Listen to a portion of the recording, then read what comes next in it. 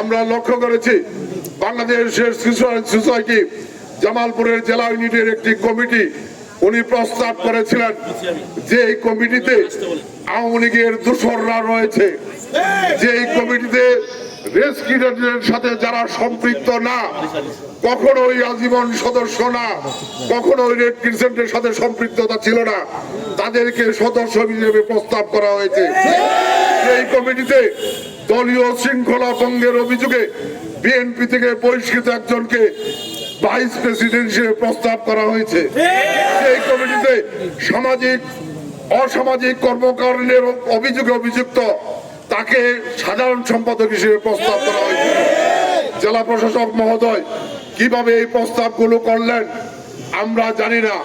জামালপুরে 5 তারিখের পট পরিবর্তনের পরে আওয়ামী লীগের নেতা যারা বিগত দিনের সন্ত্রাসী কর্মকাণ্ড করেছেন, যারা বিগত দিনে লুটতরাজ করেছেন, অবৈধভাবে বিভিন্ন উন্নয়ন কর্মকাণ্ড দখল করেছেন, জেলা প্রশাসক একটির বিরুদ্ধেও কোনো অব্যবস্থা গ্রহণ করে নাই।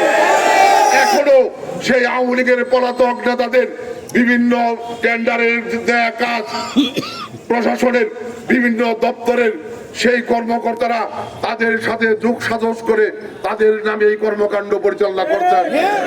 আমরা বলতে চাই এখনো যারা আওয়ামী লীগের সেই নেতাদের সাথে যোগ সাজস করে গোপনে যোগাযোগ করে তাদের কাজ বাস্তবায়ন করে দিচ্ছেন, অবিলম্বে তাদের তালিকা করে জামালপুরে তালিকা প্রকাশ করা হবে, জামালপুরে জনতার আন্দোলন করে তোলা হবে।